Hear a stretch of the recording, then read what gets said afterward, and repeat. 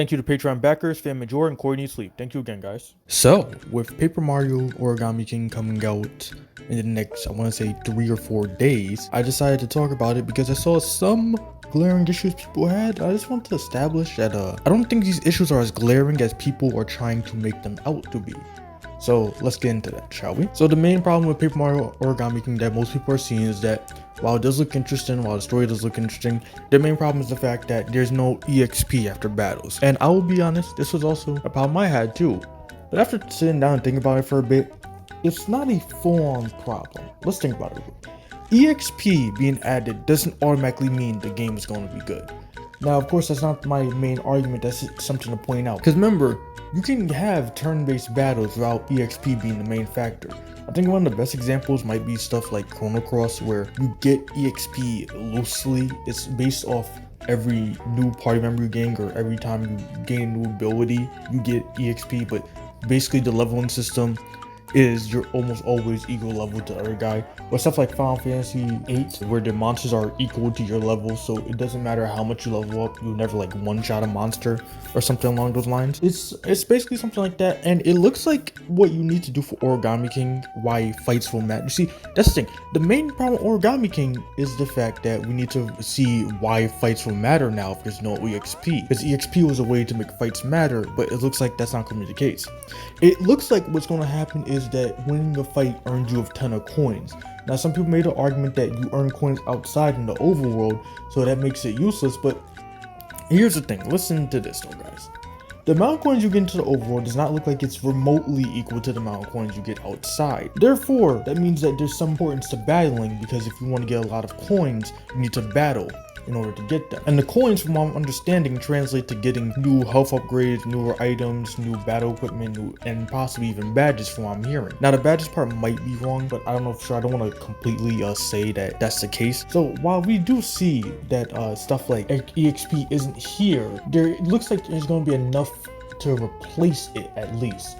It also looks like battles don't get fully repetitive either, which is another good thing. Adding the grid system of the tactical kind of battle kind of fixes this, in my opinion, because now it looks like most battles would be something different rather than how Color Splash and Sticker Star had the same problem of like you had to go use a card, and it basically the enemies are laid out in the same way every time. And it looks like though with the way the battle setup is working, that it's going to be a much more tactical kind of battlefield, with your reward being more coins so you can upgrade your health and stuff. It looks like also that you need to understand the tactical nature pretty well. I don't know for sure. It looks like some of the puzzles were easy, but that was early game, so we don't know for sure. There's also the fact of the boss fights. We don't know how the boss fights are going to work, but they look interesting enough irregardless, to the point where I don't think it really matters how we know it's going to work until we see it. Also, my only real issue with Origami King at the moment is the way the partners look. It looks like the partners don't really add much to the gameplay. It looks like it was something that was added on because they knew that fans would see that and love it. Because so far I saw the partners, they would do a quick rush attack to one enemy in front of them, which doesn't really help with the way these tactical battles work. You might want to keep a lot of these enemies alive. Having a partner like that just doesn't sound like it would help at all.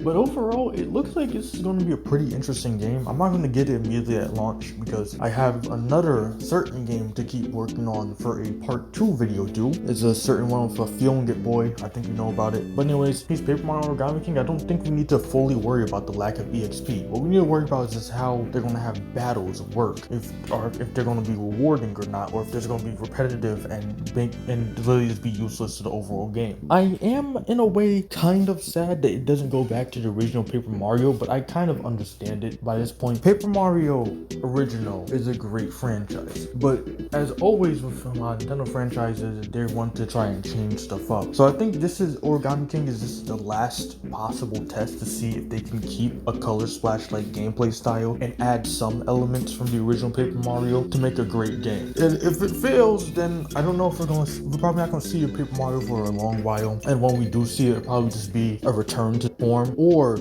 if it succeeds, we'll see better versions of Origami King. Maybe even add an EXP next time. Who knows? One thing that's interesting to me though is that their argument for why they didn't want to do RPG based, like a turn-based combat with EXP based Paper Mario game, is because Mario and Luigi were the games to do that now. That's what they said in the interview, that if you want something like that, play a Mario and Luigi game. But here's the thing, Mario and Luigi now are gone. The company got bankrupt, and it doesn't look like we're going to see another game from them for a while. So if that's the case, what does this mean for Paper Mario now? That kind of sounds like the lady that said that shot herself in the foot while saying that. What other reason does she have now for not doing RPG based Paper Mario? But that's just basic speculation. Overall, I think Origami King looks interesting. It might be a good game, it might be a really good game, who knows? The only part that really sucks is that there's lack of EXP, but it looks like the coin system is going to try and make it where the EXP is useful, at least. And I will have faith in Nintendo, or in this game. I rarely give faith to people, but Nintendo has been making a lot of good games lately with the Switch, and they've been taking steps in the right direction. So I don't think this is going to be just a Sticker Star 3 like everyone else is saying. If it is, it's going to be the best version of Sticker Star, a version that's actually good. So yeah, that's it. So anyways, if you like this video, tap that subscribe button, tap that like button, support me on Patreon, follow me on Twitch, Twitter, Instagram, and Facebook. I am Dat, and I have given you my attack.